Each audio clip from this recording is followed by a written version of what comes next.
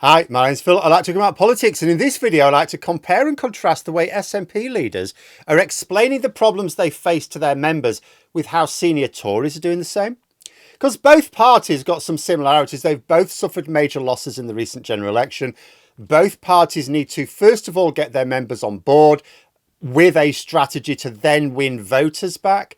But based on how the SNP have been responding to their members, there seems to be a significant difference between the two parties' relationship with reality.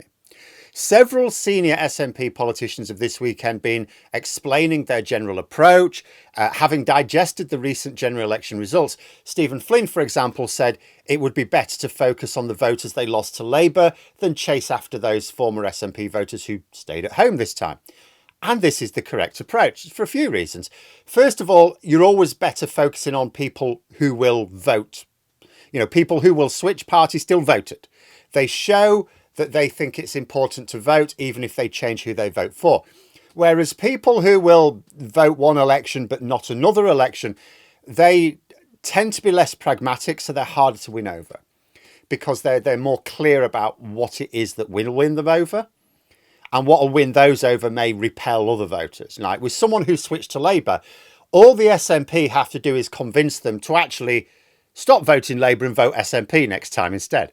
But with someone who stayed at home, you've actually first of all got to persuade them to vote at all and then persuade them to vote SNP. That is a much tougher prospect.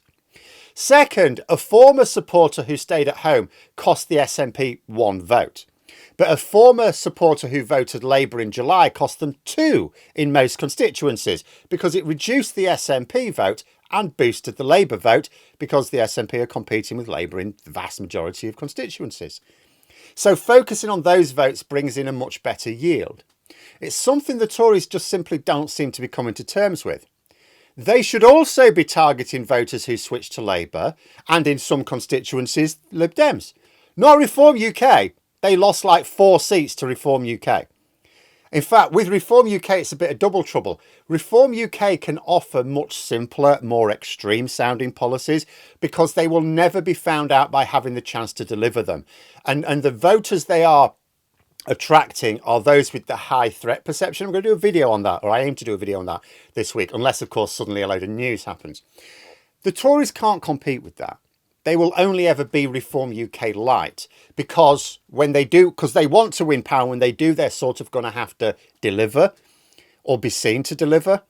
So it's way harder to win back a Reform UK voter by trying to ape Reform UK's policies.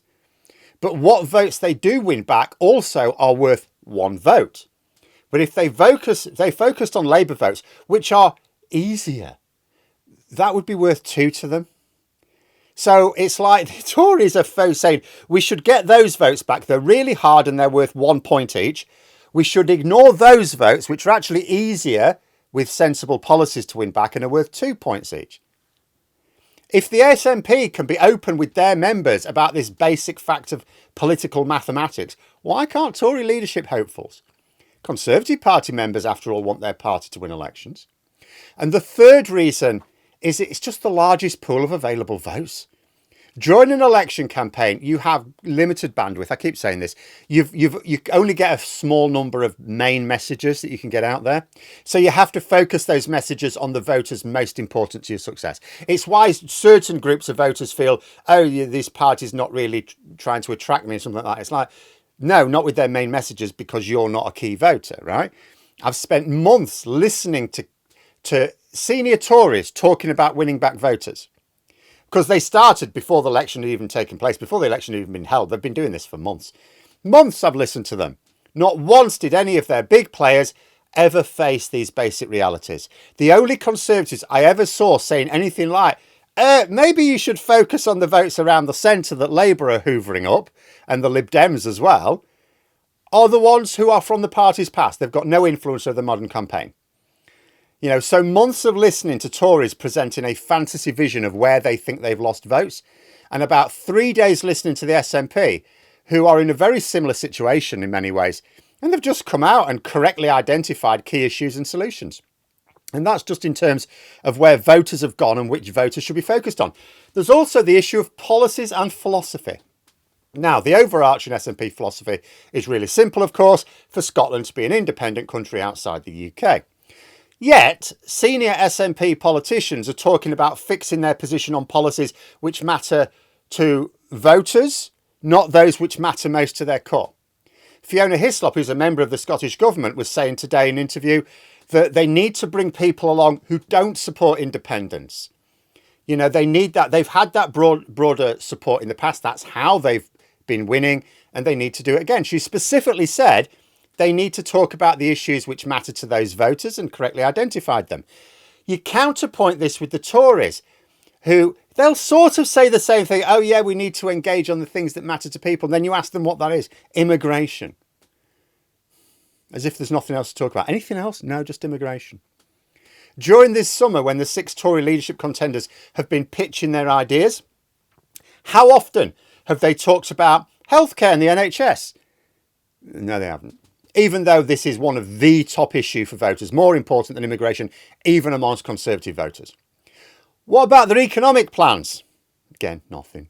Oh, I mean, that's not to say they haven't talked about the economy. Oh, they've complained about Labour's economic plans. Of course they have. So they have technically talked about the economy, but it's like, okay, so, but you lost the election based on the economy. Where did your party go wrong in government on the economy? And what would you do differently to win back those voters? Tumbleweeds again, nothing. You know, they won't say anything about where they went wrong or what they would do differently. No, they just turn every discussion into immigration. Plenty have said, oh, we deserve to lose because we didn't deliver on our 2019 promises. Yet none of them have correctly identified what any of those promises were. Boris Johnson won his majority in 2019 on the back of 3 major areas. We know this as a result of fairly detailed polling which took place after the 2019 election. The first was that Boris Johnson was not Jeremy Corbyn. In other words, the Tories won because they had the least unpopular leader. No Tories are talking about the need to get a leader who will appeal to key voters right now. There's no talk about that at all. Oh, will this leader appeal to these voters? They're ignoring this major aspect of their 2019 win.